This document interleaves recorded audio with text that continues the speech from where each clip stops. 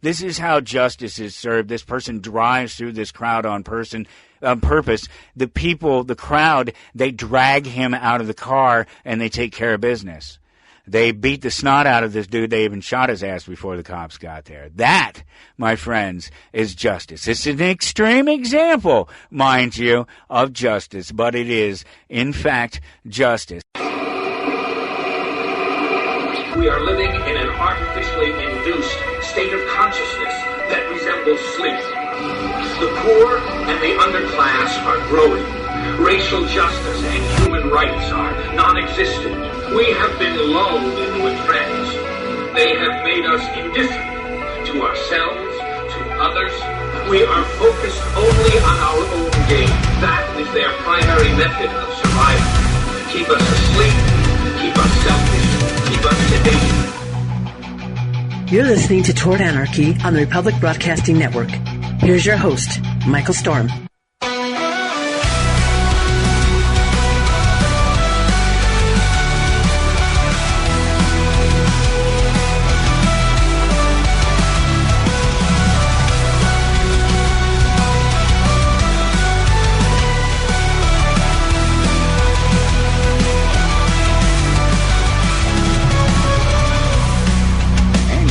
Toward Anarchy, thank you so much for joining me. I'm Michael Storm, and it is my pleasure to be here, as always, every week, right here, Saturday night. It's prime time. We're worldwide on the Republic Broadcasting Network, and you can find me on Facebook and X and Instagram at Toward Anarchy. Is the, just facebook.com/Toward Anarchy, and boom, there you are. I'm right there. I'm easy to find, and those are my main playgrounds, although I do have my playground of choice, towardanarchy.com. But wherever you find me, wherever you're listening to the show at, whatever platform it's on, because I try to put it out there everywhere, wherever you find it, even if it's just a snippet, if it's one of the comic book reviews, something along those lines, please just take 1 second. That's all it takes to click that like button. It makes all the difference in the world to me, and I appreciate it. And it lets me know that you're out there. And it's the next big step, I think, in taking this thing to the next level, and so I need your help with that, and I appreciate that like, and it's an easy thing to do.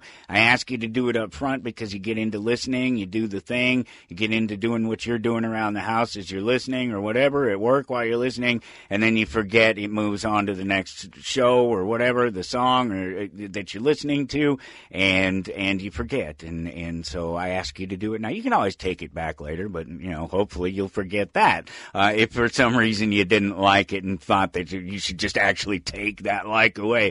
God, what a horrible thing to do to a person. Give them a like and then take it away. I get pictures of an episode of Family Guy when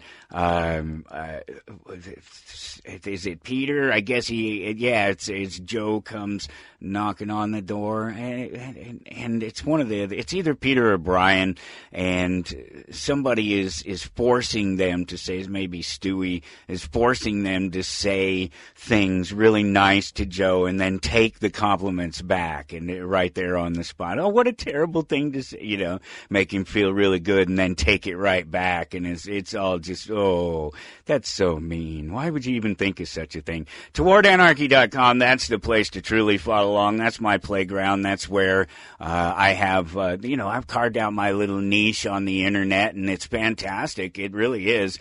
It's such a fun thing to be able to do, to go each week and just put my entire self out there in front of the world, as it were, and let everybody decide for themselves. And it's neat to watch the exchanges. I mentioned a couple of weeks ago or something about how I had noticed the trends, and I don't watch this stuff that often. I don't ask for much in this because I tell you honestly up front that I do it for me, that it's mostly about me, that I hope you get something out of it, and I hope people like it and share it, and that other people get something out of it.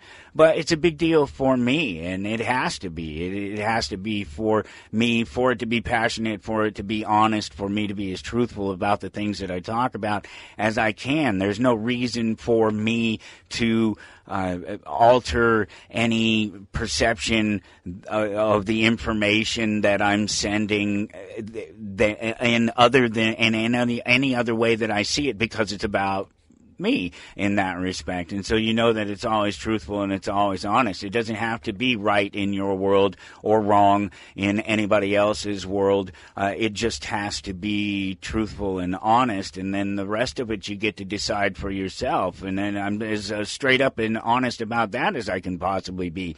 That the things that I talk about, aside from the obvious parts of life, the things that come with 52 years of life and a wonderful family and children that are successful and happy, and a happy home life, and my happy little small business, and all the things that I've been able to succeed at, aside from those truthful, honest, they're undeniable things. A lot of the other stuff is opinion, and it's up there for somebody to decide. Although I think that I choose to be on the right side of things, and by the right side of things, I don't mean the political right of things. Obviously not. If the show is called Toward Anarchy, obviously I've made my decision about the politics of things and whether it works or not, and whether there's any value in it, and it's that value is very limited. I think the real value in relationships with people is an honest giving and taking relationship that's voluntary, that doesn't involve coercion or force or demands, unreasonable demands of you as a person, or the other person in the relationship, for that matter, anybody in the relationship. No, there are no excessive demands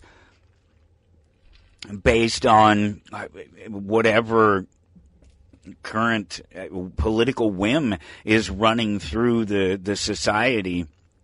That's not how you build good relationships. Good relationships are built on the conversations that you have together, and the things that you share in common, and that you do in common without political division, without some ulterior motives, some external, in most cases, when it comes to these political or social things, that don't necessarily. There's a lot of people walking around doing things that they wouldn't do in society morally at all, if it wasn't accepted within our society that they do it. Or on the other hand, on the reverse of that is they wouldn't do these things if they didn't feel like they were forced to, because of the direction our society it takes, and our political society in particular, because we have an entire class of people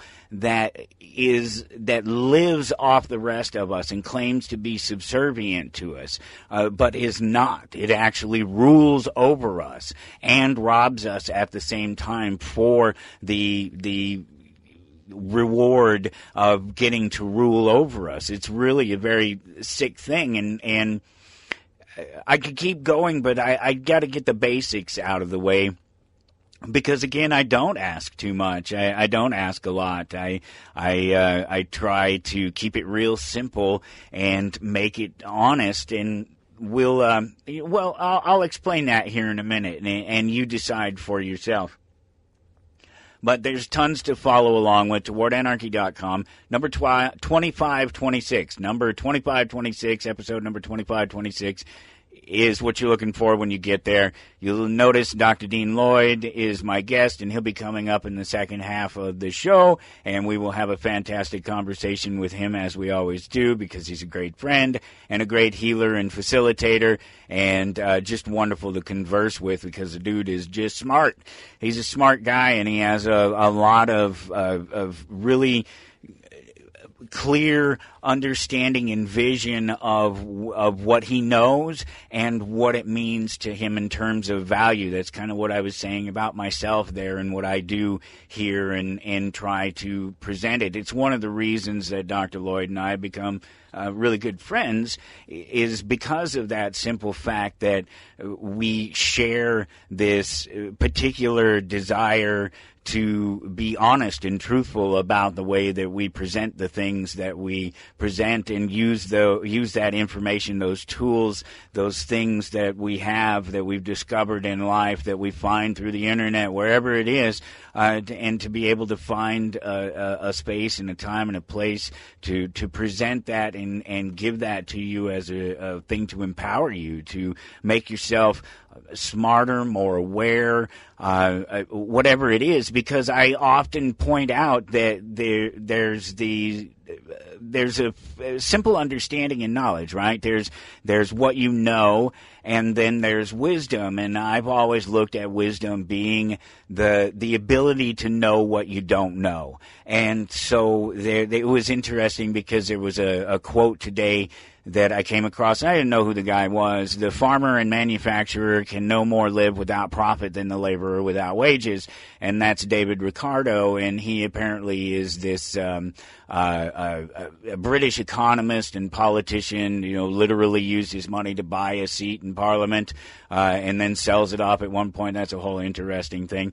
But I didn't know anything about the guy before, and so I kind of zipped through the little wiki, and I shared the link with you there for the Wikipedia link. I always do. It's not about, again, it's just about having the information. It's about having a starting point, and it's not about me believing every word that this man has ever said or ever, well, I guess he won't be saying any more words. His portrait was circa 1821, but at any rate, anything that he may have said in the past, it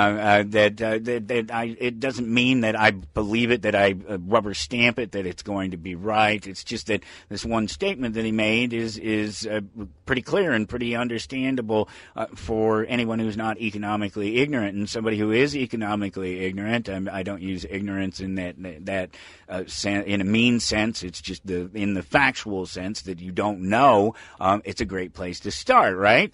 And so there's the link, and it's there. If you want to know more about David Ricardo, you can follow all that's through there. But I thought it was really interesting in just reading through it how one of his friends, John Lewis Mallet, I don't know, maybe he's somebody important. I guess they didn't link him here, did they? Must not be that important because all these other guys, James Mills, of course, J.S. Mill, he has a link, and then Thomas Malthus, and the Malthus Society, and all those guys have links, but this guy doesn't have a link. So his friend John Lewis Mallet described Ricardo's conviction in his beliefs, though he expressed doubts about Ricardo's disregard for experience and practice. And I don't disregard experience and practice at all, but not by any means. And I don't necessarily what they mean when they say that he disregards it. But there's an idea. It's compatible with that idea of what you know and what you have the ability to know. It's the same with experience and practice. You don't have to experience something to know what someone else is going through specifically. We're human. It's not like the machines. It's not like the AI. We do understand. We do have the capacity to understand when somebody describes a pain, when somebody describes a loss, when somebody describes a win, when they describe joy. So we absolutely don't specifically have to experience a particular pain or a particular joy. Certain life experiences absolutely help, and of course practice helps too, but the willingness, the ability to, the open-mindedness, the expansion of the mind prior, all through, during, before, after, that's the beauty of expanding the mind. It always was, it never was, and it always will be, it never will be. It's all of these these things. And so that ability to do that is so much more important necessarily. It's not necessarily important in terms of instance and discovery, but it's certainly more important to the individual and to everybody else who's not necessarily discovering but is coming along after somebody else has discovered something and learning it. And so to suggest that a particular group of people, say college or somebody anointed by a particular authority, maybe the AMA or something along those lines. That's a Freudian, isn't it? Along those lines, that authority is absolutely and totally and perfectly right, and we know differently, we know better, we know the truth that you don't have to be a certified genius. You don't have to have particular pieces of paper to have knowledge and to be knowledgeable and to be wise, and more importantly, to be wise and open to knowledge and to accepting a lot of things at face value. I think that's kind of important, and that's something maybe we'll come back to at another time because I do mention it a lot. But there is so much more to talk about, especially after having been gone for a week. I missed you last week, and I tell you, it's tough because it wasn't just one of those things. It wasn't like, oh, you know what, I'm going on vacation, and it would be nice to have a day off, and where I can think, oh, it's cool. I miss being in my spot and doing my thing, but I'm on vacation, and now it's time for a reset, and it's time for to think about other things and do different things and to take a break from the normal things. But that's not what it was. It was family. I had to deal with some family stuff, and it's not over. It's just the beginning. In fact, there's so much more to go.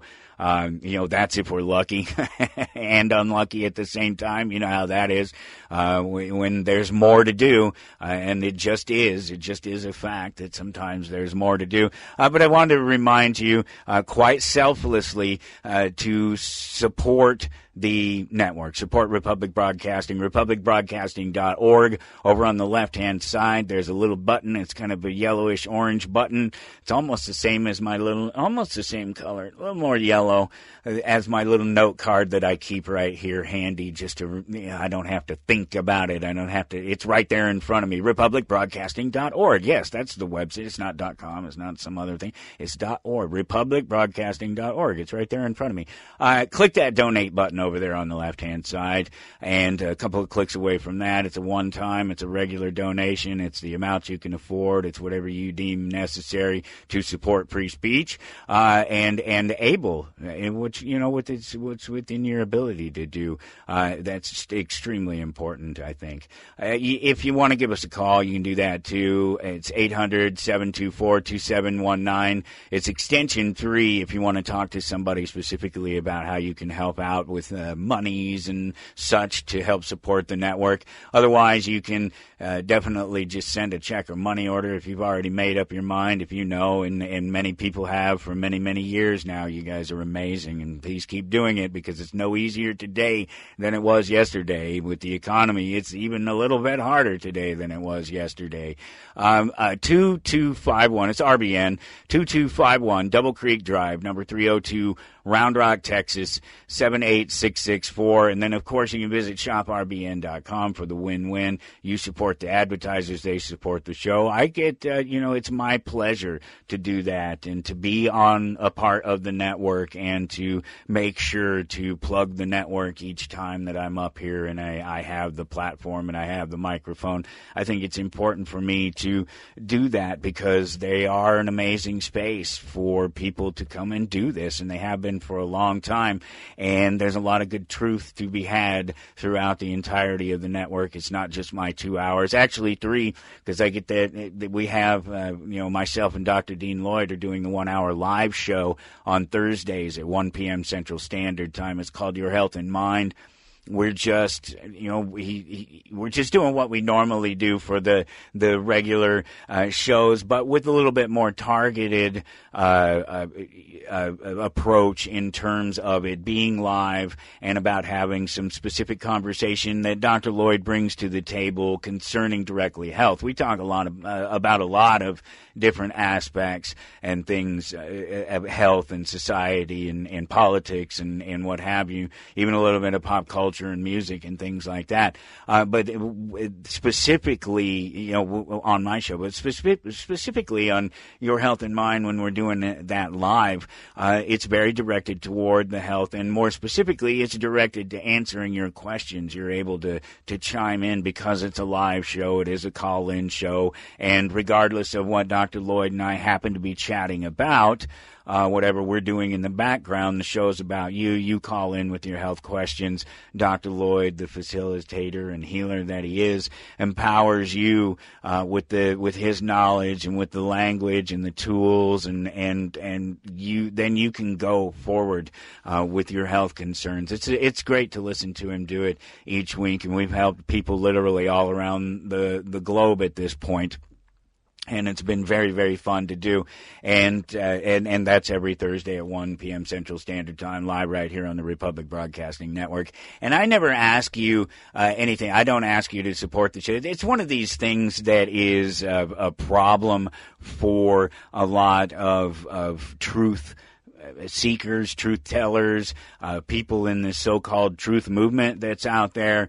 It's a thing for them to be picked on, and Alex Jones has had it for years, where people talk about, oh, well, you're just hawking these supplements and these things and making a lot of money doing it. And regardless of what you think about many of the other aspects of what Alex Jones does in terms of his providing a thing that somebody voluntarily participates in terms of whatever it is, whether it's one of these health things or whatever, I don't find any fault with that. People must be good consumers, and seriously, if you listen to Alex Jones, if you listen to Alex Jones, you know that he's hyped up. He's a hype man, certainly for himself and his company and the political and religious views that he holds. And so he is in a hyped up space, and you have to take everything he says with a grain of salt, and that includes the things that he is offering through his storefronts and such. And he's not the only one. It happens to I see people all the time, small time, if you will, small broadcasters, people who try to monetize their whatever it is, if it's their writings or whether it's a broadcast or a podcast or whatever it is, a radio show. It doesn't. When they try to monetize it, people give them a hard time about it. And of course, the majority of those people are from an ignorant left. They're economically ignorant, and they live in their own little space and don't understand things. But there's a good share of people there that just sort of question whether or not what people offer, if they're not offering it for free, that there must not be any particular value to it. That what they're really doing is they're trying to sell something.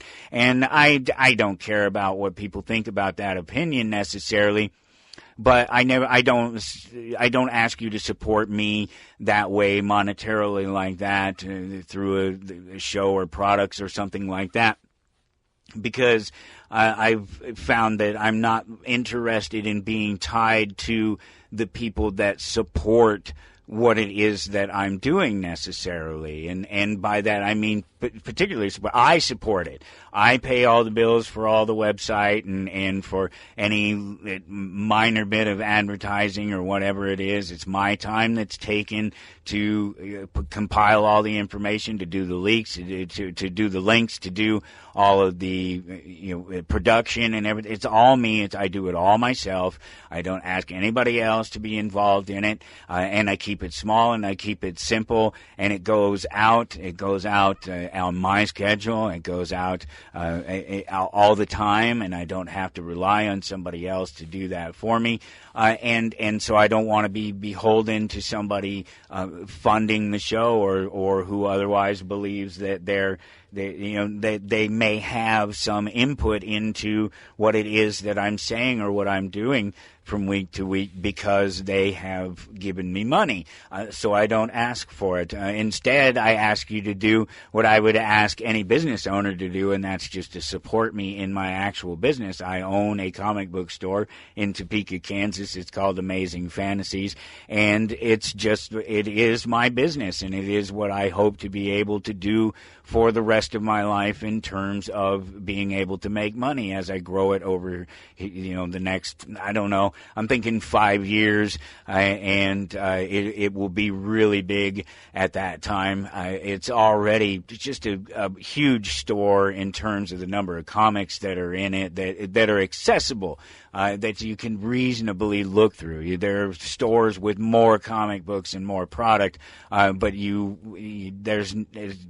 it's unrealistic that unless you live right there, that you could go through it all in any amount of time. And the proof of that is the people that come back to the store all the time and constantly go through what is seemingly the same stuff, but it's not, because we're putting new stuff out every single day in the store. And so that's how I ask you to support me, whether it's through the weekly show that you hear or whether it's through one of these comic book reviews that I do, because that's one of the really fantastic things about it is your support of me is support of helping people read and helping people reach different understandings and different cultures and ideas through print media and through the visual media and through an entertaining media, but an informative media and a smart person's media, not a kid's media. That myth was busted a long time ago about comic books being for kids. Our kids section of comic books is really small, I assure you, and the number of kids comic books that are released every month is very small, I assure you, in comparison to everything else. I was able to read this week Superman #1, and I've never read that before, and I mean the Superman #1, not one of the many volume this, volume that Superman #1s. The original Superman #1 from 1939, or at least a reasonable facsimile thereof. And by reasonable, I say, of course, I grabbed the shiny one. I know that's sacrilege, but that's why I do it, because of the sacrilege. No, I like the pretty shiny one. I think they're great, especially if you light them properly, and because they're facsimiles, you don't have to worry about them sort of being exposed to light, for one thing, or damaging them. When you read them, you can pull them out of the package and you can read these things. And this book is huge, Superman #1. I've never read it before, like I said. Of course, I know Superman, just like anybody else knows Superman, and then probably a little bit more than most people, just being connected to comic books like I am. But ultimately, I'm not a Superman fan. You know that if you listen to the show or if you caught one of these reviews. You know that I'm not a Superman fan. And it's not that I don't like him or I don't respect his world or anything. It's just that I've never found a connection. I've read various Superman stories throughout, and to be honest, now after reading this, that I actually have a little bit more connection to him, because he's a little bit less of this godlike character in these early presentations. And I didn't know that the Superman #1, that the 1939 version was just a collection of works of it's the first 4 issues of Action Comics, the Superman part of the first 4 issues of Action Comics with an expanded origin story in it. So I didn't know that, and so that was kind of neat. And of course, I've read the origin story. You have to read Action Comics #1, right? And the cool thing about that is that I'm not reading a Superman book. I'm reading Action Comics #1. That just happens to have this story about this kid from this planet and this, the whole thing. But then it has all these other fantastic characters and stories in it as well. And I love the anthology books. You hear me talk about them all the time. I still get Action Comics to this day. It's still on my pull. as well as Detective Comics. They're both on my poll because they are anthology books, and they treat them, generally speaking, like anthology books. Every once in a while, they slip off and they concentrate maybe too much on a character, but ultimately they're anthology books, and they introduce potential new characters and storylines and situations and things, I think, more often than you can reasonably do with a character book, a Superman book, because it's Superman. You expect it to be consistent for a period of time. It's one of the things comic books struggle with these days, is that consistency in the presentation, not to mention the whole short-term memory of people, the short attention span of people, and keeping their attention. And so they struggle with having to sort of recreate the characters along with the artists, and it's really always been the case, and that was kind of really made clear in reading Superman #1 here, because of the fact that it was so old and so different. And while I'd read the origin of Superman before, I'd never read the second, third, and fourth stories of Superman, and learned a little bit more about him. And the origin of Superman isn't as big in the original as it is in this. They'd had a year, I guess, of doing the Superman, the strips, and in Action Comics, and I don't know where all else, but so they were able to come up with this bigger collection like this. I didn't realize that that's exactly what it was, and so it was neat to be able to see how different of a character he really was compared to what he is today, where he's almost an invincible guy, or it has been, and seems that way. It doesn't matter. They've killed him off. They bring him back. You generally can't go around killing off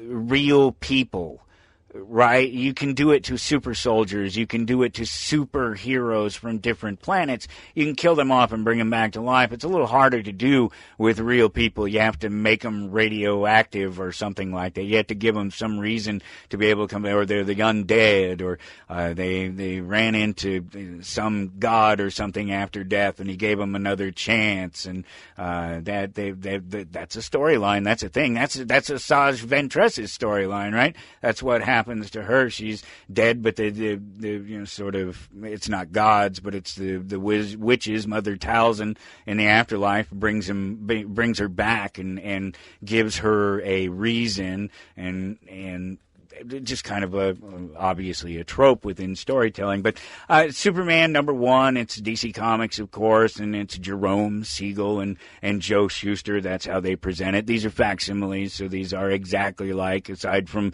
my insistence on the pretty foil thing, it's basically exactly like the comic book, and, well, the price, a little bit different there. But that's relative too. It's a huge book, 64 pages, and it's a collection of that, the origin, and then the first 4 issues of Action Comics. And of course, the origin story is Krypton. It's doomed. His father puts him in the little baby rocket, and he rockets off and crashes to Earth. And then the Kents find him, and they raise him. Of course, actually, what they do is they find him and they turn him over to an orphanage, and eventually they come back and they adopt him. And they don't mention John's name in that origin story, but they do mention Mary's name, not Martha, Mary's name, and there's certain obvious things about him that are so much different today. There's not a huge focus on necessarily where the powers come from, the influence of sun. It's just that he's an alien. He's just not earthly. He can't fly. He can leap sort of 1/8 of a mile. They literally sort of just kind of say he can leap 1/8 of a mile. That's what he can do. He can jump through the air, and so he kind of just leaps and dives to where he's going. And he's not necessarily impervious. while you get a lot of the bouncing bullets and things like that coming off of him, they do mention something to the effect of a more powerful round actually being able to permeate his skin potentially. They don't show it, but they suggest it in the language that they use. He doesn't work for the Daily Planet. It's the Daily Star that he goes to as Clark Kent to try to find a job when he grows up, and he has to kind of sneak around, and it's kind of like the Spider-Man thing where he has to, J. Jonah Jameson will only pay Peter Parker money if he catches Spider-Man. He gets the Spider-Man story. Well, that's what the I didn't even catch the guy's name. The editor of the Daily Star tells Clark to do. Well, that's what Clark decides he has to do to be able to get the job, because ultimately they just overlook him. And so he's more of a sort of a reporter / investigator kind of, and that's consistent with superheroes coming out of the previous types of stories, the detective stories, the occult stories, things like that led up to the superheroes and their catching on. So it makes sense that he's more of an investigator, more of an investigative reporter than he is a sort of a hero necessarily. And he's almost in a sense doing the superhero stuff to get the job and to be the reporter and to be able to keep the job. But that's short-lived. He quickly becomes about justice and law and order, and you kind of, as an anarchist, I see that he's kind of indoctrinated with this idea that only the state provides justice. But it's weird because a lot of the things that he does is sort of stopping the state and people who would support the state, the people out there cheering him on, yeah, go ahead and execute him thing. He kind of gets in between those people. And so it makes a much more interesting character than maybe the necessarily strict, just shy of, I can't even use the word, authoritarian. He a very scary authoritarian, the type of which is pictured in it's the Zack Snyder Justice League, right, where they finally show that Superman supports an authoritarian regime in the world, and Batman is against it. And sorry, I don't know the whole storyline. I just know what they introduced there, and I've seen mention of it and things about it before, but I don't know the actual storyline, the Justice League storyline that all ties into all of that. But he does eventually become all about justice and law and order for what it's worth. But he's not above sort of enacting really real justice. I talk about real justice all the time, what real justice is, and there's actually a really good example of it on the show today at towardanarchy.com. But you would have to go there. You'd have to pull out of this. We'll get back to that here in a minute. There's actually a really good link though there about real justice, and Superman is not above exacting real justice and sort of beating the snot out of somebody who beat their wife, or he's clearly, he believes that just, here, this is what you did to that woman. Let's show you what it's like to have somebody stronger than you slap you around a little bit. No, go ahead, throw your punches. And they don't go into it necessarily. It's not like today where you just see him leaving a bloody pulp and mess. You get the hint, you get the little crosshatch drawing type of bruises on him and the torn clothing and that thing. And so that Superman packed a lunch and homeboy didn't.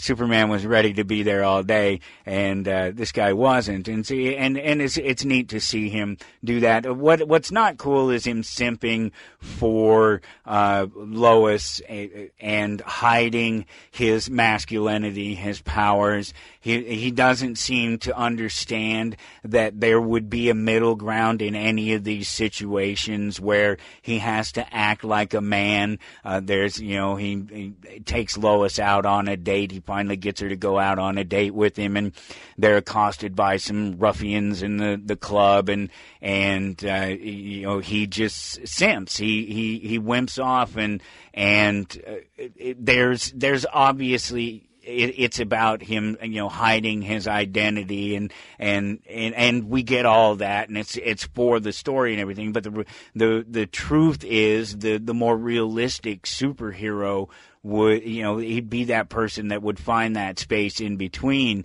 You wouldn't just go the complete opposite direction of it. I don't think you could. It would be against your nature to allow people, especially he's talking about justice and standing up for justice and acting justice really truthfully on the spot, and that the best way to do that, obviously, is on the spot. Yeah, I'm going to hand you over to the authorities, and you'll pay for what you did to this person in those terms of society's expectations. But smack, smack, smack. Here you go. Here's a little bit of what here's a little bit of medicine for you, and the stories are a little bit interesting because there was. Lots of sort of early political statements and really early political statements, because it's very clear that there's this one point where there's a backroom deal with some politicians, and they're trying to drag the U.S. into the war at the time. This is 1939.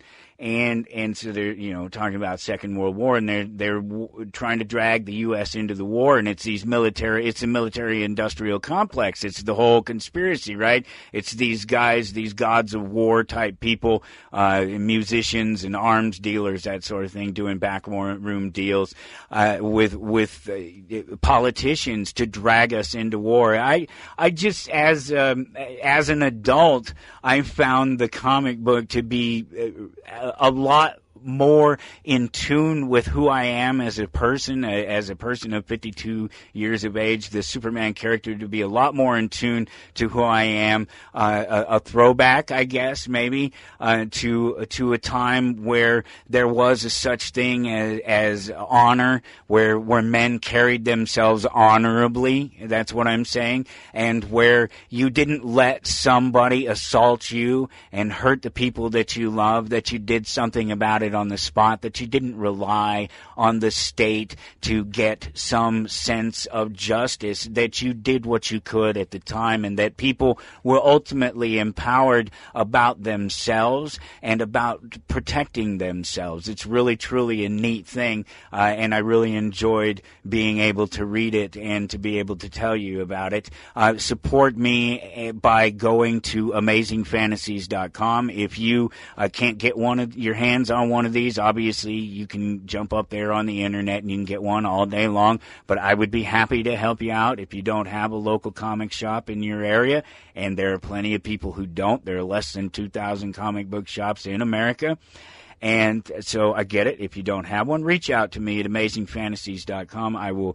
We will be glad to set you up on a pull list and mail stuff out to you. If you're here in the contiguous, for sure, it would be almost no problem whatsoever with just logistics, just make the thing happen. We'd be glad to do that for you. Otherwise, if you're ever in Topeka, Kansas, stop in the store sometime. That would be fantastic to see you. So go back to towardanarchy.com. And there's plenty to talk about. I shared some links with you, of course, under the Anarchist audit there. And there's so much. There's so much. I'm not even going to be able to get into the family things and stuff. They took me away, and that's why I said they're still open. And so there's all that. There's all life and the business and the wonder of all that on top of everything.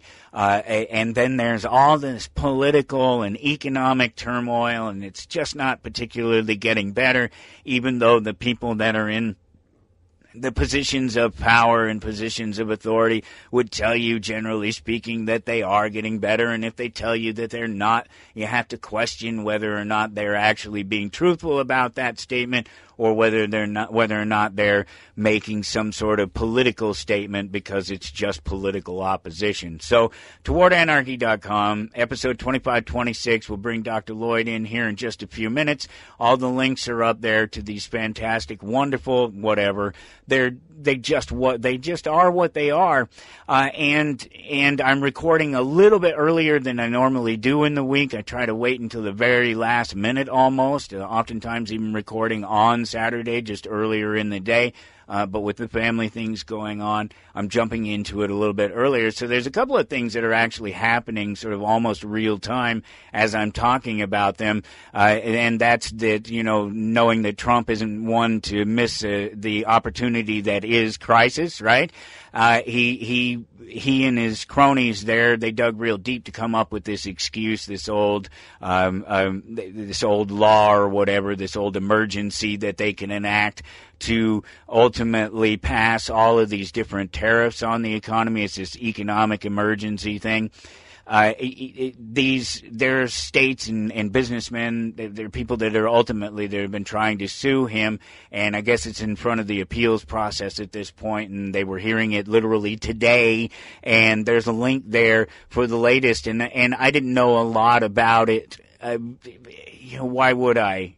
Seriously, why would I? I know that the guy is not good for the economy. I know that tariffs are not good for the economy. I know that bully politics, even if you manage to accomplish something, that's not me. I'm the anarchist, right? It's about voluntary association, and I absolutely know for a fact that you can do this on the state level as well. Maybe not too big of a state level, and that's part of the problem here. But having no delusions that Trump is going to be able to do what he's doing with tariffs and make things better. And now the appeals court, they're asking, it's a small group of businesses in coalition with the states are asking the appeals court to invalidate the bulk of Trump's tariffs, arguing that that Trump overstepped his power when he invoked the rarely used International Emergency Economic Powers Act. Yeah, I'm supposed to remember that, please. I don't have space in my brain for that.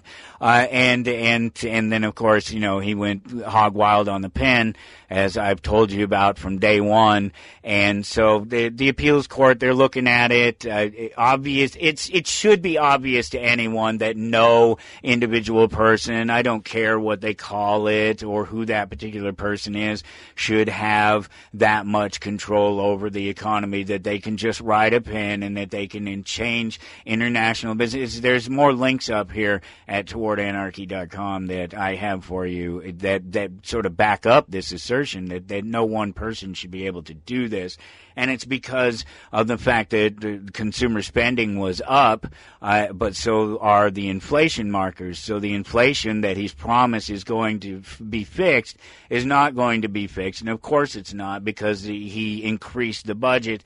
They want, trillions and trillions of dollars more. They're not reducing government. They're shifting government around, something I've been telling you about for a year now, about what they plan to do in terms of shifting government, and that it wasn't going to change the size or scope of government, that it was just going to shift it toward a more political right-wing sort of power base, and that's what they talked about in that Project 2025 or whatever it was that everybody was talking about last year. I did my due diligence. I covered the thing. You don't expect, I'm not going to remember. I'd rather remember Superman and 1939, except I can't ever remember those either, because Superman's the easy one. Action Comics 1938, Superman 1939. It's the Batman that I don't remember. I know he didn't come out at the exact same time, but it's just a little bit later, and then because he came out in Detective Comics, but then there was a Batman, it was about like 1939 or 1940, something like that,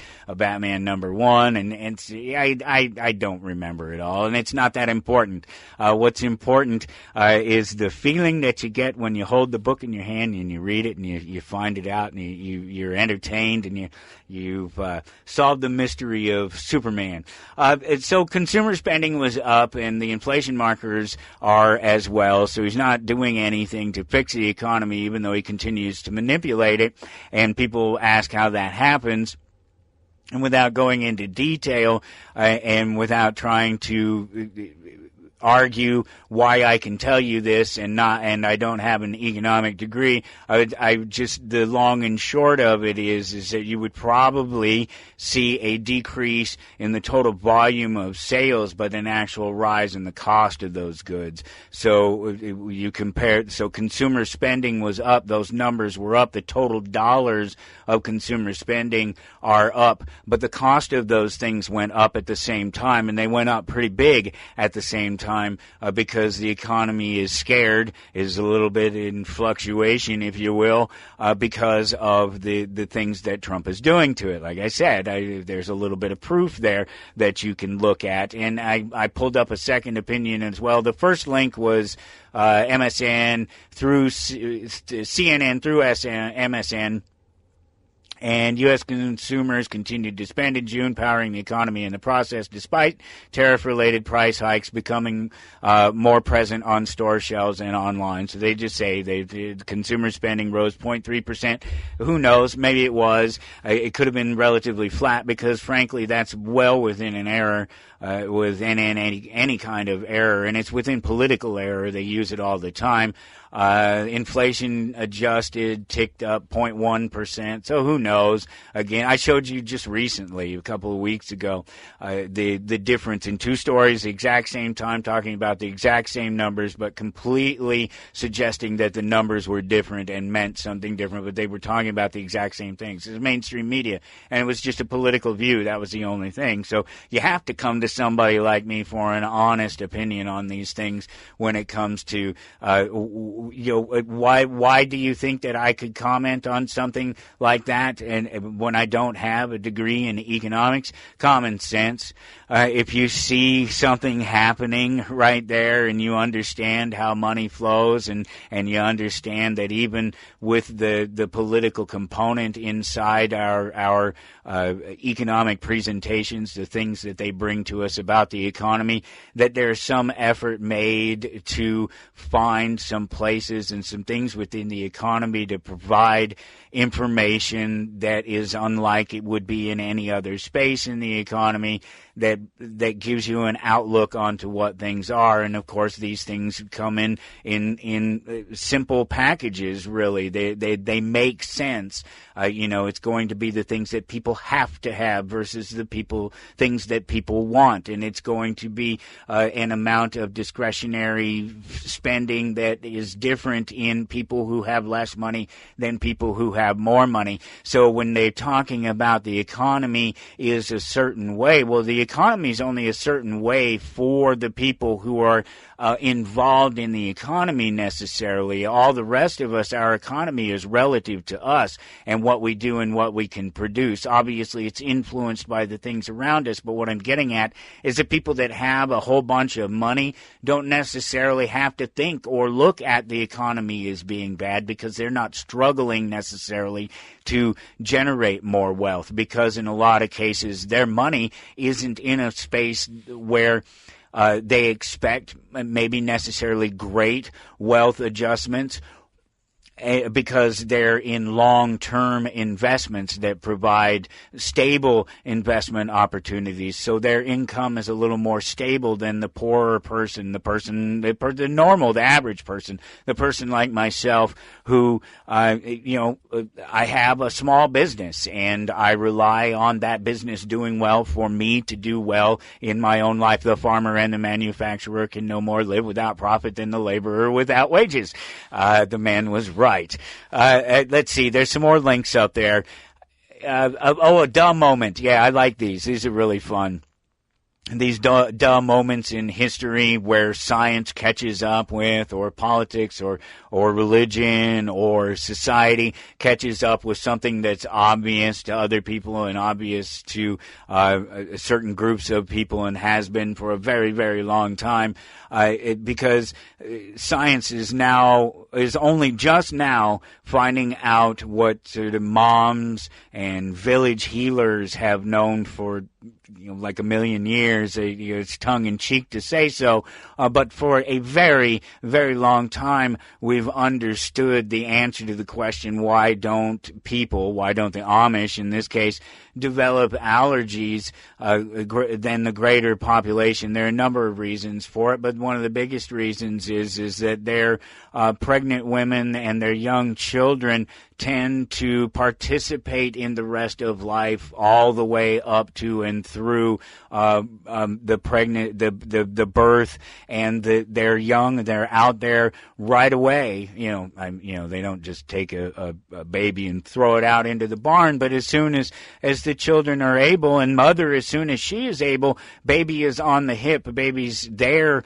baby is present wherever, while mom goes about doing the things that have to be done to maintain their life. They don't have necessarily, some of them do have stores and things and businesses and things that they produce stuff, but many of them are self-sufficient, and they're providing for themselves and they're providing for their community.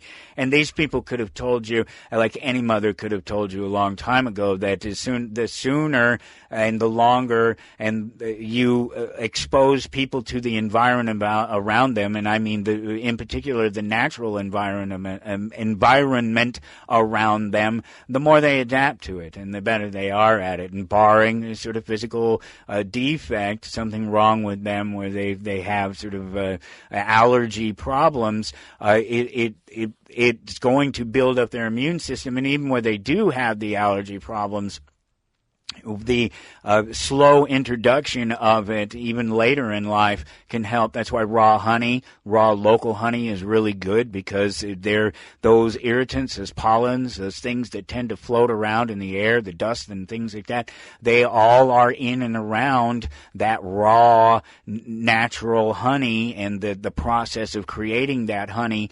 in your local environment. And so somebody who sort of gets hay fever during that time of season, they can potentially, far be it for me to give medical advice or economic advice or political advice or fatherly advice or anything else that I'm successful at, because I don't have a job, but a job in one of those fields. I run a comic book shop. I can't talk about those things. That the slow introduction of raw natural honey to somebody who has allergies is one way that they can cope with, that they can build up a resistance to the things that are causing them allergies, especially in places where they live, where it's a regular seasonal thing. It can it's an amazing thing that people, and it falls right in line with why don't the Amish develop allergies? Well, science is just figuring out that it's because they're close to the earth, and that they're there early in life and all throughout life, and generally speaking, and that's the same with a lot of disease and vaccines and other questions that come up around these communities like this who don't live in our modern society. And some of it is that literal environment, the toxic environment of the cities. They don't live in those environments, and that helps in general. But a lot of it is that they don't do a ton of invasive sort of medical things, and they don't fear nature. They embrace nature, and that's something that we as a society don't necessarily do so much anymore. Yeah, I mentioned earlier about the justice thing. It came up a couple of times. It came up there with Superman, obviously. There's this fantastic link up there, whatever, for what it's worth. Just talking about maybe there's a video, I don't know, I didn't go look, I'm not some sort of weirdo or something, I don't need that kind of fix. That's not what I'm talking about when I say things that like justice is found in the moment. This is the kind of thing that I'm talking about when I say that justice is found in the moment. When someone drives through a crowd, this happened here a week or so ago, it was a little bit ago, I had this link, and why do I keep saying leak? I had this link, and I had not shared it yet, but I managed to remember to grab it and point it out because of the conversation about justice. This is how justice is served. This person drives through this crowd on purpose. The crowd, they drag him out of the car, and they take care of business. They beat the snot out of this dude. They even shot his ass before the cops got there. That, my friends, is justice. It's an extreme example, mind you, of justice, but it is, in fact, justice. And then there's this thing that just should be a little bit of fun for you. It's toxic traits that the next generation hopes that us older guys, that they'll die off. Commuting is one of them. Slamming people for setting boundaries. That's silly. Nobody does that. Only weirdos do that. That's not a normal societal thing. That's just certain people who have no sense of who other people are, and they have a lack of empathy for other people, lack of forgiveness. Again, that's a people thing. That's not a societal thing. Anti-intellectualism, that's a societal thing that's not going to go away, because anti-intellectualism will always exist for a number of reasons. The state doesn't like it, but all the people in the state pretend to be intellectual and smart, and they're not. They're obviously just welfare whores. There's more. The links are there, towardanarchy.com. I need to bring Dr. Dean Lloyd in here and have a conversation with him, so stick around. We will be right back here on Toward Anarchy. Why is there such a big fence, Dad? Well, millions of people come to America in search of a better life, and we've decided we don't need that many. Did the super nuisance phones come through the fence? No, Bobby. Khan applied the legal way. Sometimes the system fails us. You're listening to Toward Anarchy.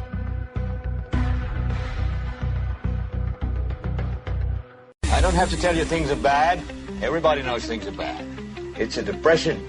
Everybody's out of work or scared of losing their job. The dollar buys a nickel's worth. Banks are going bust. Shopkeepers keep a gun under the counter. Punks are running wild in the street, and there's nobody anywhere who seems to know what to do, and there's no end to it. We know things are bad, worse than bad. They're crazy. The air is unfit to breathe, and our food is unfit to eat.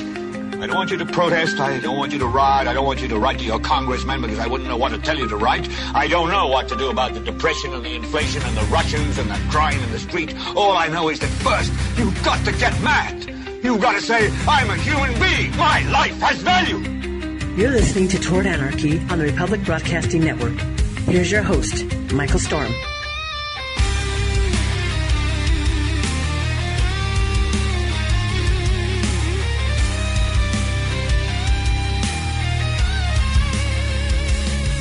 And here we go, off into hour number 2, and wherever you are finding the show at, this is the key right now. This is the only thing that should be on your mind, is to remember to click that like button, and do it now. Don't forget to do it. I'm counting on you, the power of the like button. Towardanarchy.com to follow along, and at Toward Anarchy everywhere else on the internet. Go to towardanarchy.com and look for 2526, if I remember correctly. Boy, I'm so displaced. There's so much going on right now. But I think I'm all in order. It's kind of weird sitting down here again. I feel like it's been a long time since I've been here, but it really hasn't been that long ago. And it just feels like it. There's so much going on in the meantime, I guess, that makes it feel that way. Towardanarchy.com, look for 2526. That's the episode. And when you get there, you will find that my guest is Dr. Dean Lloyd. Surprise, surprise, right? It's not like we've ever had him around here before.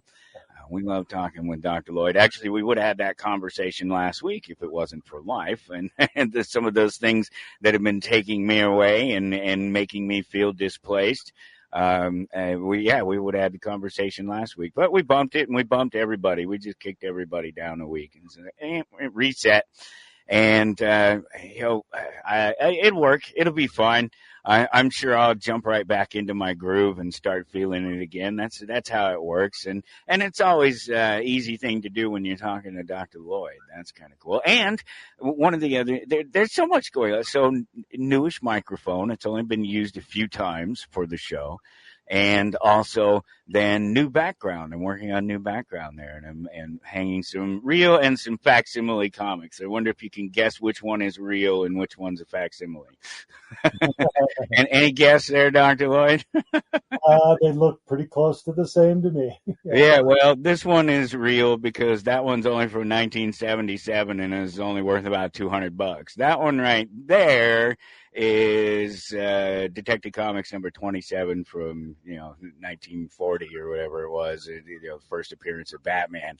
And if that were real, that would be, I don't know, $3-5 million, something like that. It just depend on what auction you got it in, what audience and what condition it was in. But ultimately, yeah, it'd be a few $1 million pretty easily at this point in history. So yeah, so there'll be some real ones and some not real ones up there.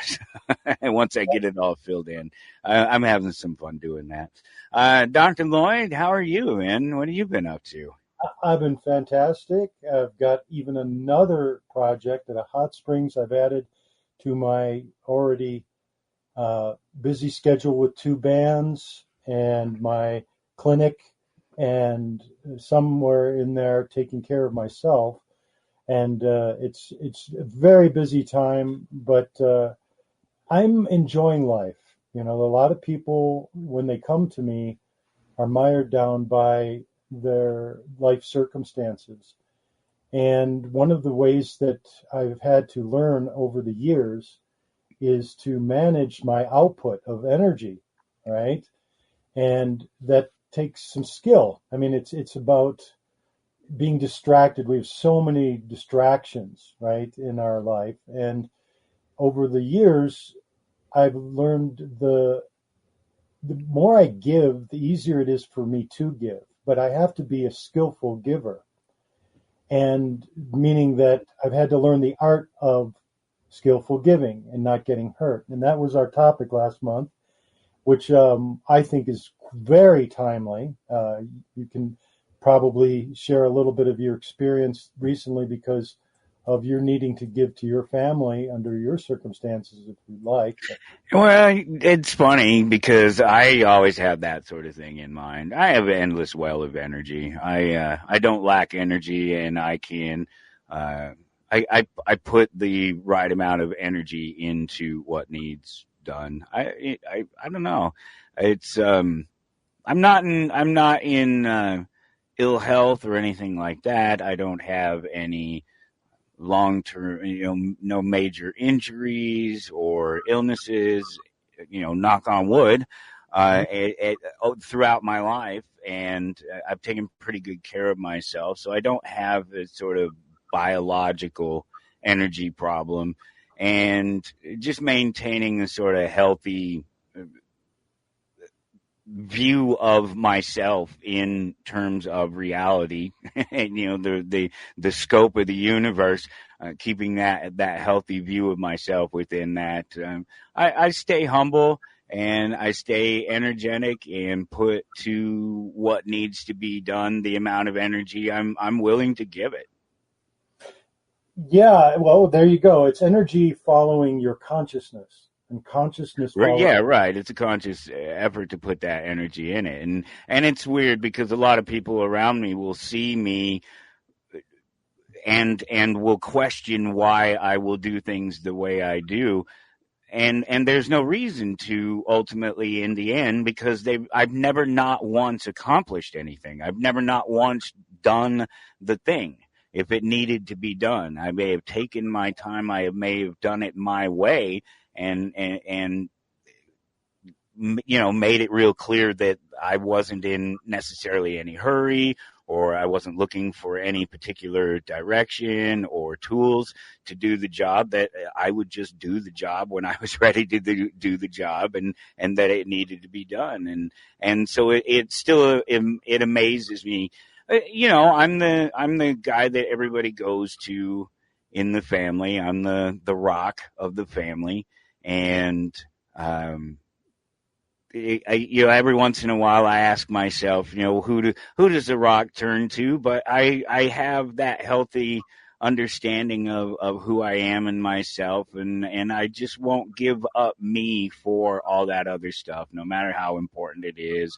And so my mental and physical health and position in things has to come first, because it doesn't matter, if I'm not in as best a shape as I can be, and how am I able to tackle any other problem or help anyone else? So I keep a perspective about that suggests to myself anyway, that I'm prepared and as prepared mentally, anyway, as I possibly can be to tackle any challenge, That's perfect segue into this, because I can only, and you, I can only help myself as much, to help somebody else. I can only help someone else as much as I've helped myself first. Right. Yeah, and you're pointing out that when we're giving out energy, and you haven't had a problem with energy, but boy, there are a lot of people with energy problems right now. No, I'm lucky that way, but it's not luck too either. It's a little bit of concerted effort, not so much.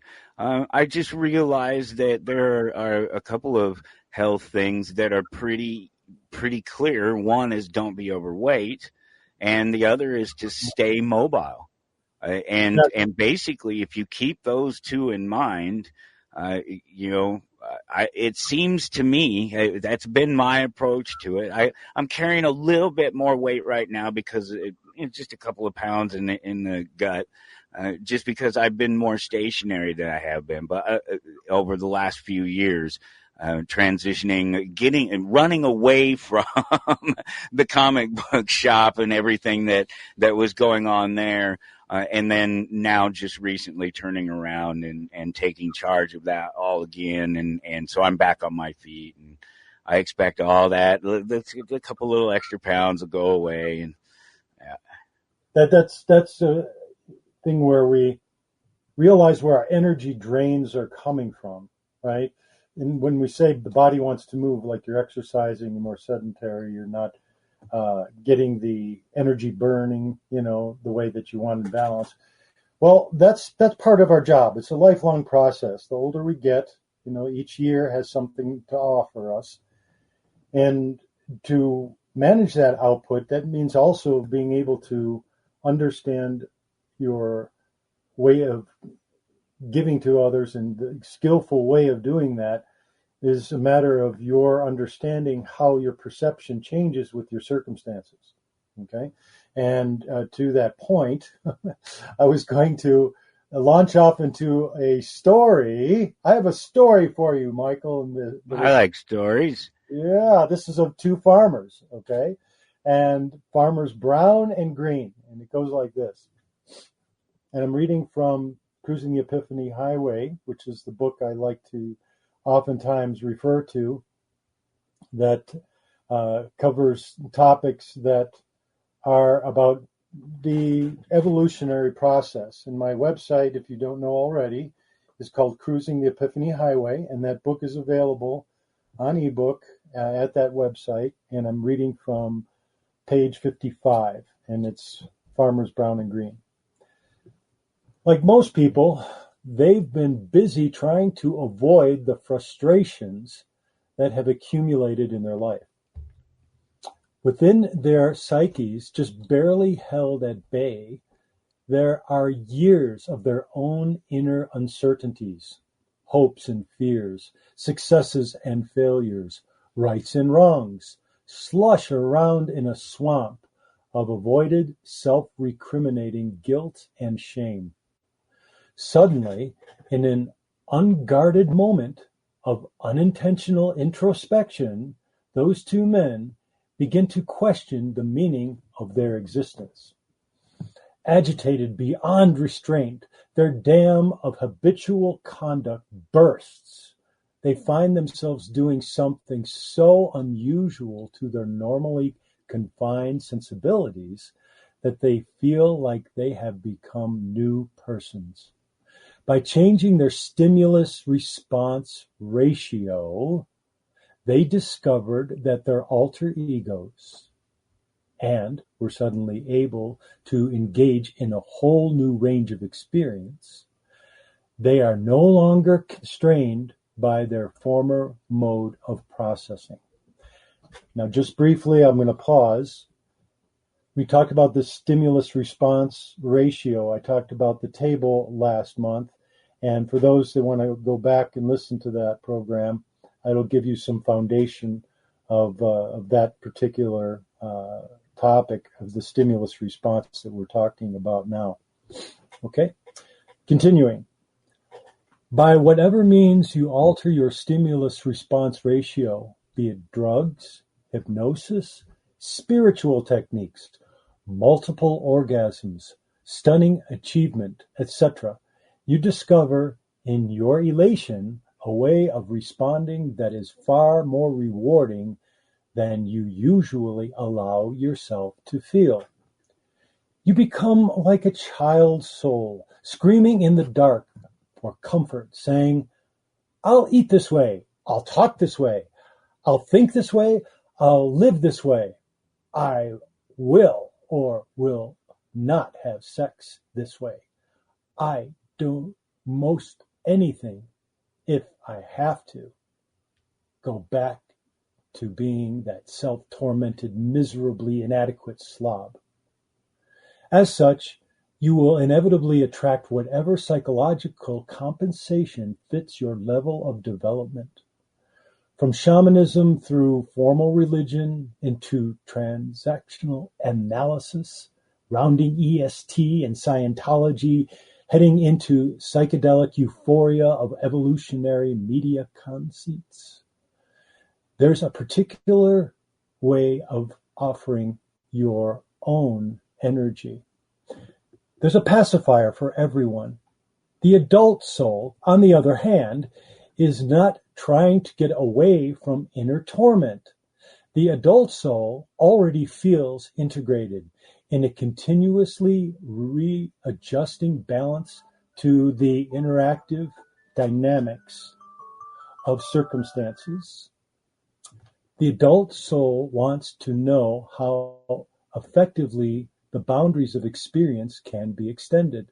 The child soul, entrapped in fear, is going, no, I'll be good. Please, I'll do anything. Just don't let it hurt me anymore. While the adult soul is saying, this feels great. Let's up the ante. Let's open things up even more. One is saying no, trying to desperately to get away from the pain. The other is saying yes, seeking to expand into more pleasure. Again, it becomes to you coming around to that state of mind. Certainly, it can be fun and psychologically profitable to be able to safely and effectively alter your perception. It's a part of your human birthright. However, if you're altering your consciousness to get away from the self-persecuting torment of your intellect lost in torturing itself, it won't work because you haven't really changed anything. You've just found a technique which lets you bypass the problem temporarily. Thereby, you may become desperately dependent upon the consciousness altering technique, the drug, the mantra, and or orgasm control you. But if you let go of the technique, all the unresolved conflicts reassert themselves.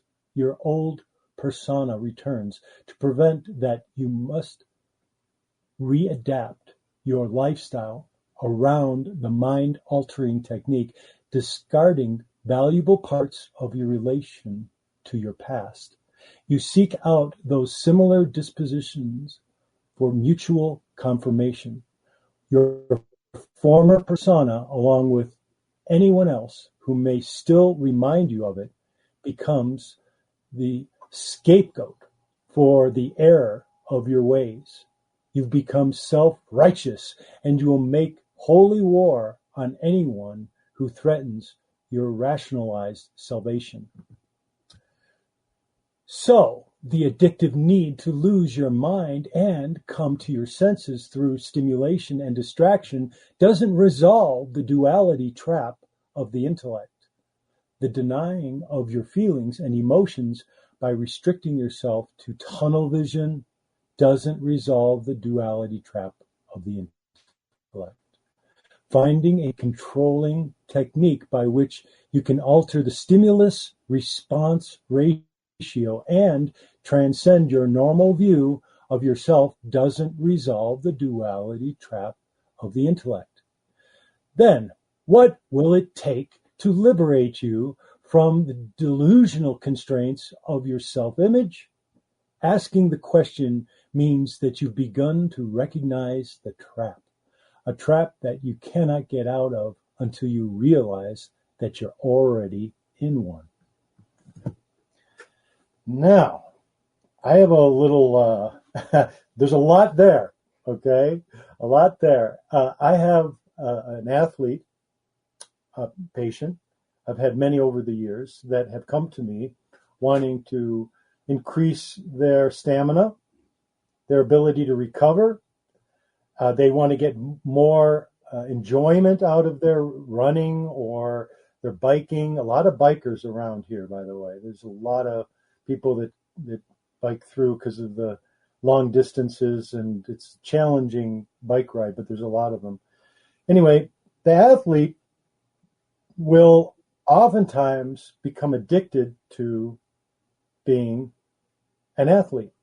Now, what do I mean by that? It's thank you for asking. I see. Sorry, I'm just nodding in case anybody's listening. I'm just nodding along. I'm right there with him. Well, I found over time that that's just one. I'm not accusing athletes of doing this. I've seen a pattern.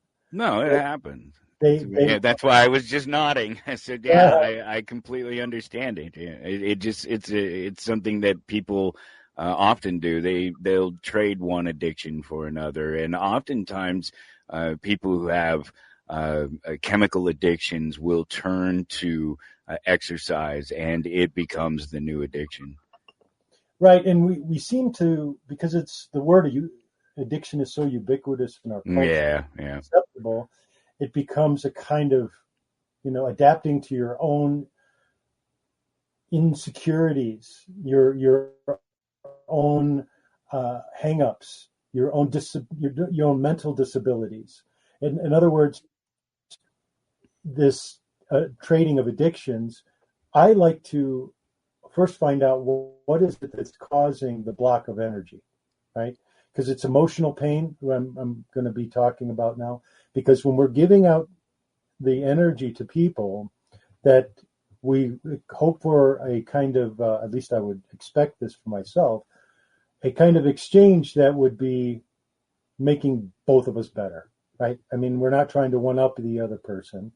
I mean, one-upsmanship is the way of winning, It's the game that we play. Like, it has to be, you gotta win, to be successful in life. Well, if you have that attitude, then you're not looking at it from an inner accomplishment place, your inner victory. Win or lose, the game is about the game, right? The game of life.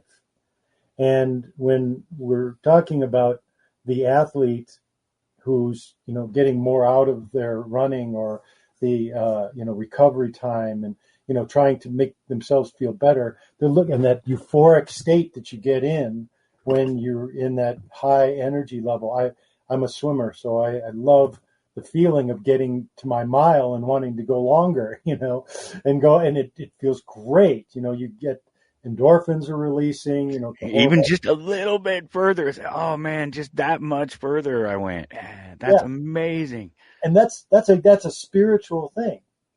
On the other end of it, though, people that will do athletics that try to bypass their inner discord, their inability to work out the obscure and unresolved emotions. They try to run it. They burn themselves up. I've found most of the time they're so emotionally charged negatively. They can overdo the workouts.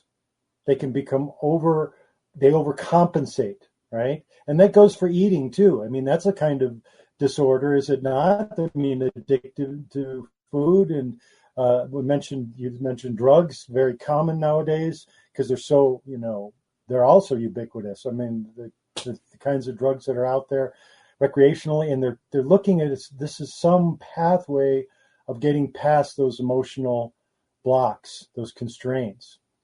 And this story about the farmers, is when they make a breakthrough, that they have this perception shift that may only take a slight adjustment from what they're doing already, but saying to themselves, what is it that's making me uncomfortable? What is it that's causing my perception of this situation to feel so draining to me, not productive? And so it's a constant evaluation of your output. And that's what I was referring to in the first part of this, is that when we're giving, skillful giving, it's so beautiful to be spontaneous, is it not? I mean, when you're in that place where you don't have to read from a script, just how to act. I was mentioning before, eat this way, talk this way, kneel this way, pray this way, all these particular, methods, that we adopt in our life that are ritualistic. A lot of them, we play this game with ourselves to saying that it has to look just so. But when you let yourself go from that, and your anarchy topic is one that scares people, because when you say that means like, oh no, we're going to lose control, and it's really our inner control that manages, and you can navigate what's needed by taking in what kind of information the outer circumstances are without getting sucked in by all of the the hang-ups that people are having, and all the the dogmas and so on. It's easy for those people that bought into their own trip to have absolutely no other view of how a situation can be. And when you let go and say, okay, is this what about the word anarchy is making me uncomfortable? Because that would be the first question I'd ask. If it did make me uncomfortable, I would say, why? Why is that such a problematic thing? And I'm bringing that up because it's your specialty, right? My wanting to take this topic and bring it in a pragmatic way or cohesive way is the same thing I've been saying all along, is that whenever you're feeling doubt, fear, confusion, anxiety, guilt, shame, anything negative, it means you don't understand. And when you're coming to that realization, then you're saying, okay, I've got control of how I feel. I'm open to life and its new experiences and what it can show me. And I understand when someone says to me, I want to do this because I want to see where it takes me. Okay, go ahead. Maybe bungee jumping's your thing. Or maybe, that long line, what is it called? Zip line? Zip line, yeah. Thank you. Yeah, zip lining. Or, I'm exploring. We all know the truth about zip lining. It sucks. I've never tried it. Ask South. You got to watch. There's an episode of South Park specifically about them going zip lining, and the whole thing's a nightmare. Okay. Well, thank you for that. So anyway, I know I've shared a lot here. I'd like your comments on it, but what I'm talking about is being open to your experience and not being locked in, because the giving process, once you get to that place, and I mentioned earlier that the more I do this, the easier it is for me to give, right? Because I'm not locked into a particular mindset.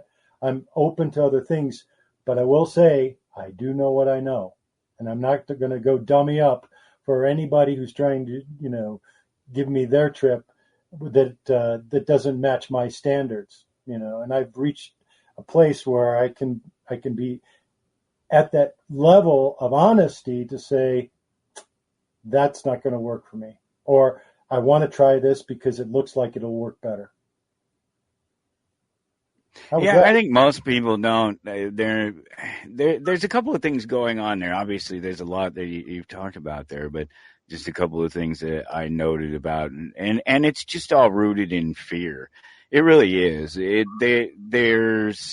there's uncertainty and fear of change. And so a lot of people are just afraid to even make the most simple changes, to do just the basics, to make that change, because they really don't know what it's going to do to them in the future. They're afraid of it. And I think we just have so many people afraid of just their own shadow. And so you have another layer on top of trying to get to understanding. And it's not just a lack of understanding. It's a fear of understanding. It's a fear of knowing more. It's the same thing, probably. I don't have any doubt, really, that it's the same thing that keeps the average man from just going to the doctor and getting a checkup. And you know how they say, I'd rather not know. And we're all prone to that, I think, because we are. I think that the people who are really truly aware of themselves and their place in the universe realize how small it is, but they also at the same time realize that everyone else around them is also that small as well. And so that we're all kind of, we have an innate understanding, whether we nurture it in ourselves or not, that we're all just these tiny little specks of dust in a vast universe that is mostly unfriendly to our existence. We have a natural, innate understanding of that, whether we nurture that ourselves or not. And so, and that'll lead us to do a lot of weird things. It'll lead us to taking unnecessary risks. But it'll also do the exact opposite. Like I was saying, it'll keep you from taking that step as well, you know? And so we're such a weird thing existing in the universe. Our consciousness about ourselves is so unique. And our consciousness about ourselves as individuals from one to another is so unique and can be so much more defined in one individual than the next. And so you could talk about it endlessly and never come to an answer or a conclusion, other than all you can do is keep moving, keep being aware, you know, just like I was talking about the physical things earlier as you age, just to keep moving and to not get stagnant. It's the same with the brain. It's the same with the understanding of ourselves physically, and it's the same of our understanding of ourselves in our place in the universe.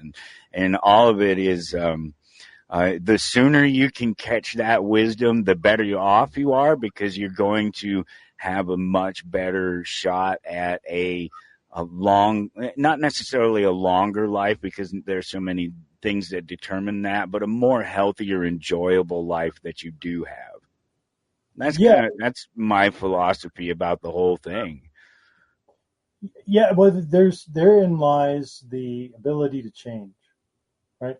You know, change is immediate. And just to circle back to your point about how men don't like to go to doctors as much, there was someone that I knew that he's not a patient, but he started losing weight at a very fast rate. And he didn't want to know what was wrong with him. He decided, well, you know, I should be eating more ice cream, and I should be having more protein shakes. And so he did. And that was almost his whole diet, was protein shakes and ice cream and high calorie foods. That was his thinking, right? Because I'm losing weight. That must mean I must need to take in the amount of calories. That was his mindset. Now he kept losing weight and he kept looking worse. Now he did this for, I think, 8 months, and he just kept losing weight. And finally, he went to get diagnosed, and turns out he has type 2 diabetes. Mm-hmm. That would have been my guess. Yeah, type 2 diabetes. Yeah. And he would not get diagnosed. He was so convinced that he was just going to add calories. His pancreas was dying. Yeah. And that he took him that long to get his mind in a place where he could go see a doctor to see what's wrong with him. That's pretty quick. That's probably pretty quick for most men. he might be well ahead of the curve.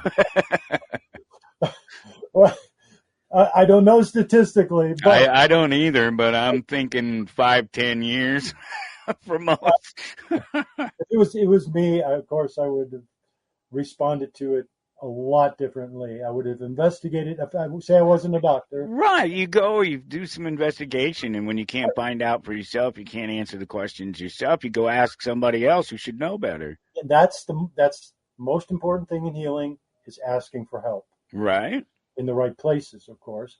But that's part of our job is to make sense of all the misdirection and misinformation out there, because it's so, it's so deeply in our mind. Like this man who thought of his condition, losing weight. Oh, it's just a simple matter of me needing to take in more calories. That's a very simple minded approach to something. That's not how physiology works.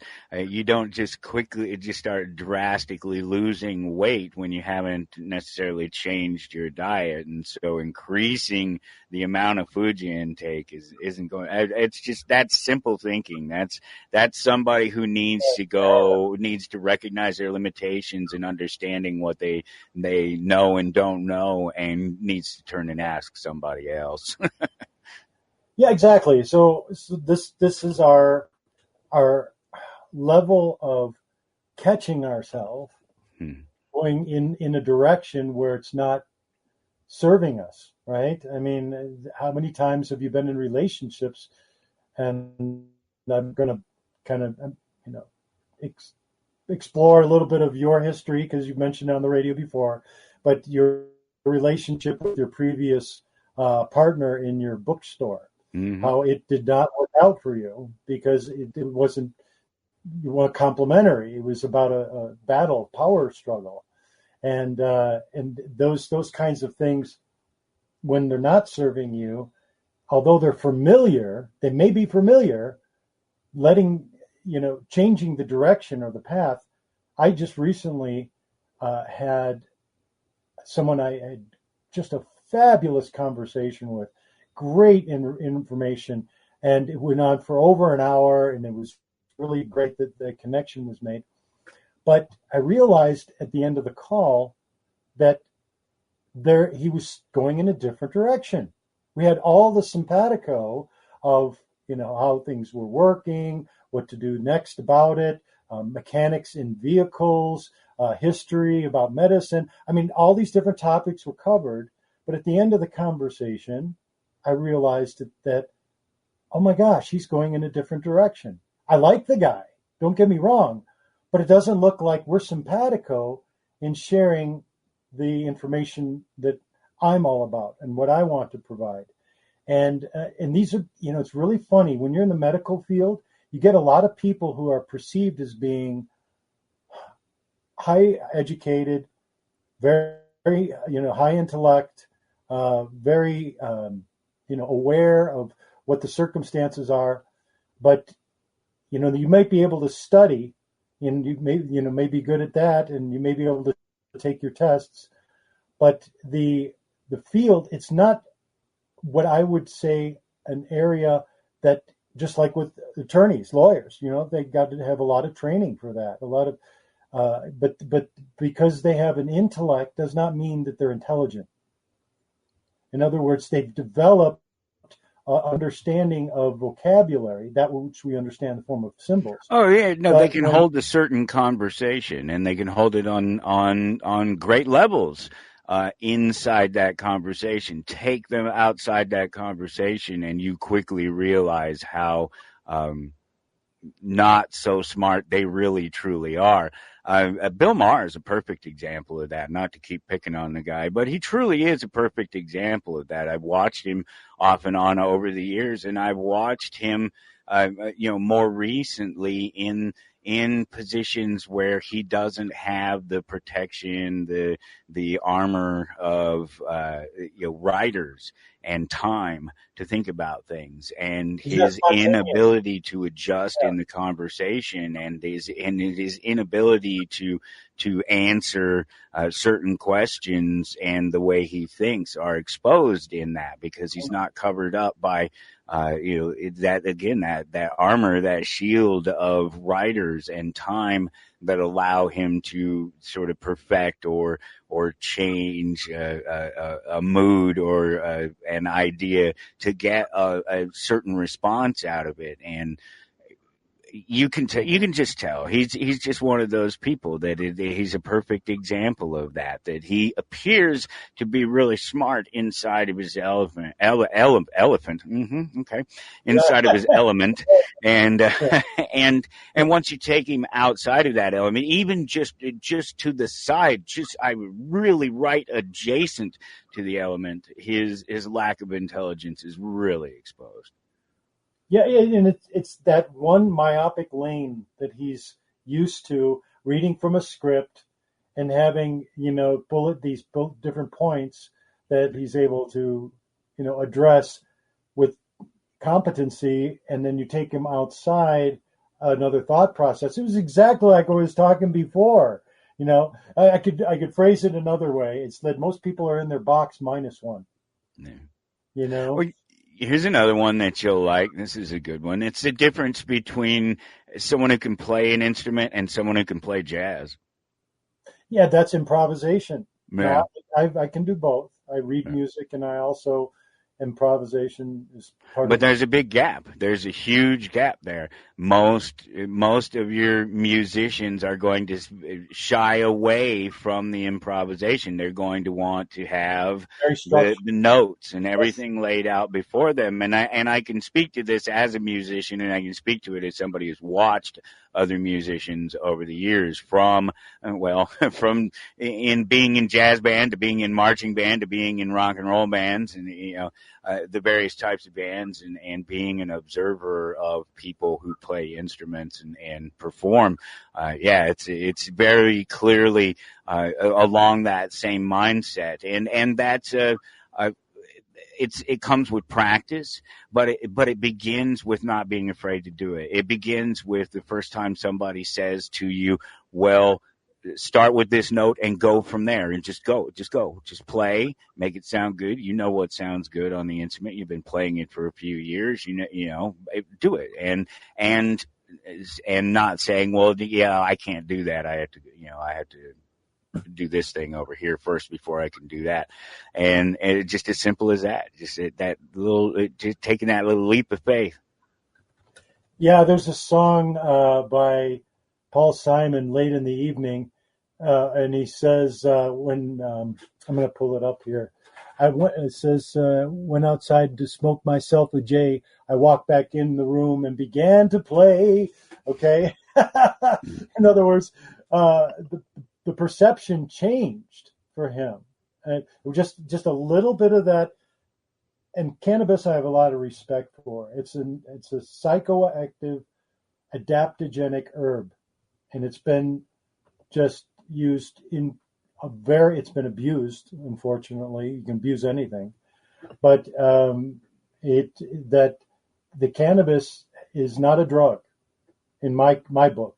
No, it's a chemical reaction in your brain, and that are in there that are causing the change in your body's chemistry that allows this kind of normalizing effect to take place. That's absolutely it. And we've known this for a really long time. So it's one of these things that drives conspiracy around cannabis, but there's no conspiracy around it. We know that obviously it would replace a lot of papers and textiles and things like that when it's used and farmed properly. But that whole notion of the drug itself and its effect on the individual, and it making the individual more adaptive to the environment, and that's what everybody thought up until like the 80s, mid 80s or something like that, mid to late 80s, and then that's when they discovered that our brain actually synthesizes the endocannabinoids.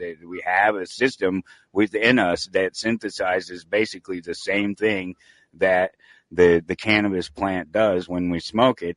And that what we find, if you look at people, and this is not my study, this is somebody that studied, Dr. Bob. He studied this stuff for years. He was one of the greats and one of the leaders in understanding how cannabis affects the brain, as well as how it can be used to help cure cancer and stuff like that. Dr. Bob passed not too long ago, but he there's so much evidence to suggest that, like authoritarians, people that are megalomaniacal scumbags with crazy, weird orange hair hats, are cannabinoid deficient. And dopamine. You have to remember that most of the smokers out there, the tobacco smokers, too much. You'll see when we do the blood tests and analysis, you'll see a drop in their dopamine levels. Their dopamine is lower than it should be. It's an improper ratio with serotonin. But your point is about how people try to compensate, and correct me if I'm wrong, but I think this is where you were going with this, is that they overcompensate, like with this authoritarian perspective, is that we have to overstructure our outer world. Our Yes. controlling of the outer world will make the inner part of us more workable, or I won't be bothered so much in my inner discomfort. Mm-hmm. Yeah, that's what we're talking about. The political thing of our society being driven by sort of feelings and negative feelings, bad feelings. People who don't know how to control their feelings ultimately. That's the easy way of manipulation. Manipulation is not a bad word. It's just how you can direct that mindset into the being controlled by their fears, because you're drawn to your fears. Let me put it another way. If you're drawn to your fears, what does that do? The more that you hype or expound upon things that could happen, that make you less safe, right? We're gonna keep you from having to deal with your own inadequacies and inner discord and lack of understanding. We're gonna take that away from you by giving you a way of not having to look at what it is that's bothering you or putting you in your own control. And there's been a lot of very sophisticated and genius in a negative way of controlling the public by finding where those weak links are. And there's been a lot of experimentation, to see how far people But will go. it doesn't even take that much. That's the thing about it, is if anybody sort of coming along today and go, "Ooh, look, they did that old thing where they do that thing," and it manipulates people and think, what are you talking about? They've been doing that for 200 years, 300 years. Yes. They've known for a very long time that people are easily manipulated by their fears and easily divided over simple, stupid things that are personal choices that shouldn't affect other people. And they've used it against them throughout history. It's forever. There's no way to put any time period. That's what I started to say, because I'd thrown out some numbers. There's been going on for, it's just so long. Go back to the days of the tribe and the witch doctor figuring out how to manipulate people with fears of demons in the night and only just some of that being, related to a lack of understanding across the board about our reality and then mixed in with, this desire to be, the head guy, the guy that's in control, the one who gets to make decisions for people, and you just have that little bit of power, and that's it exactly. Is what you see is when you can control people with fear, when you leave them indecisive and you keep them divided and not together, that you have power over them and that you can manipulate them. When I am given the reins to help someone who has no understanding or very little understanding of what's going on with them, I tell them, I say, I'm going to control the trip for a while until you can handle it on your own. That's a good idea. Yeah, it's a funny analogy, because that's kind of how you introduce somebody new who's never tripped before. Yeah, but I do that with every bit of facilitating their own empowerment. Right. Their own ability to get control, but they don't have control.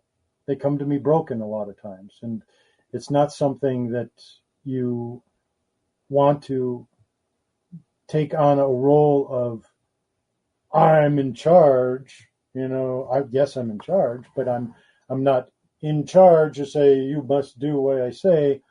Yes, in emergencies, you have to take that role. Okay.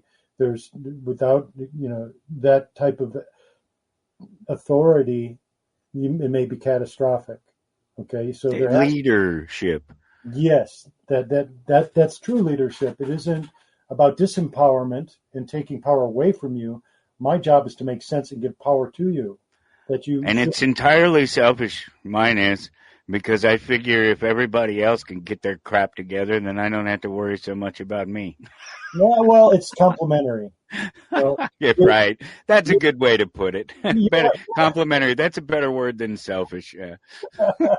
You want to enhance their ability to, enjoy their life and make it so that if you're able to combine energies, you can make it better. Well, that's it. It is a combined energy thing, but it's a combined individual energy, and if we're all working together toward being happy, then everybody's happy. Everybody's always working toward being happy, and far be it for me to say it, but we're all pretty much the same, and it's the general same things that make us happy, whether it's physically, biologically, or mentally. There are certain driving factors that are at the heart of what makes us happy.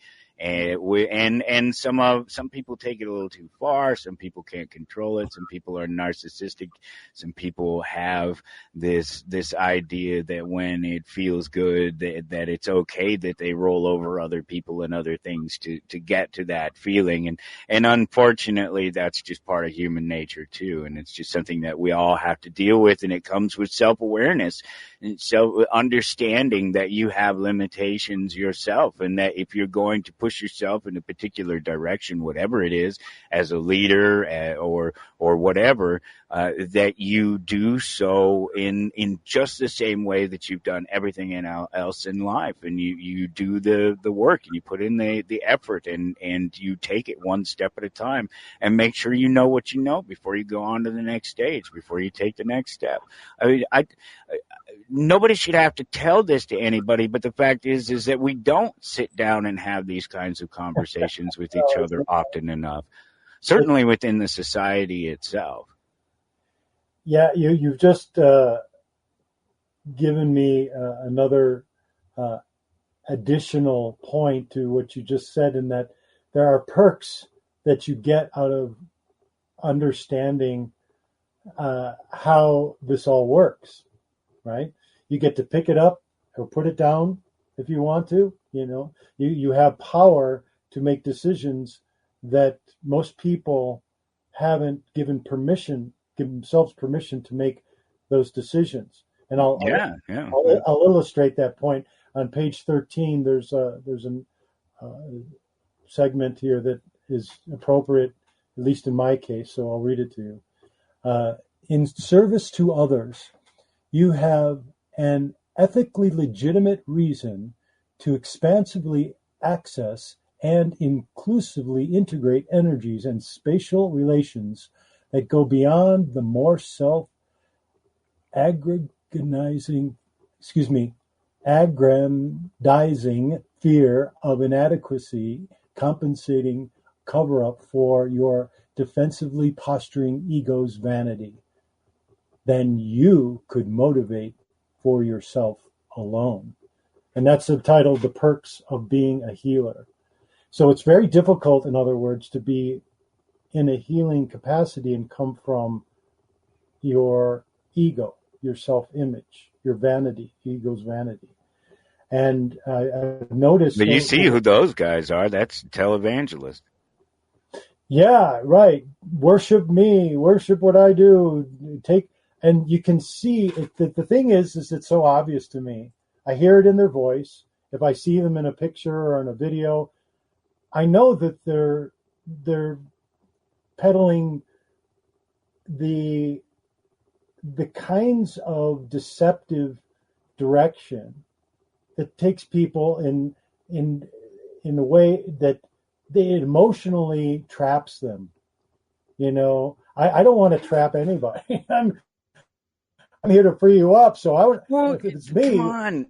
Trapping things, that means that you have to take time to create a trap and fabricate a trap and put it out there and trap it. And then what do you do with them when you got them? Are you eating them?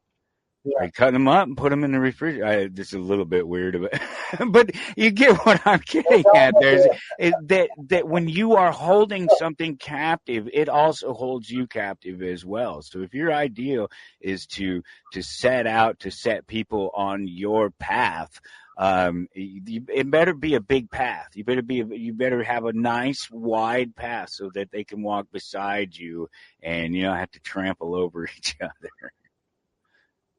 Well, it's the thing where I want to give you the power to do what you want with it, because then I'd like to see what you do with it.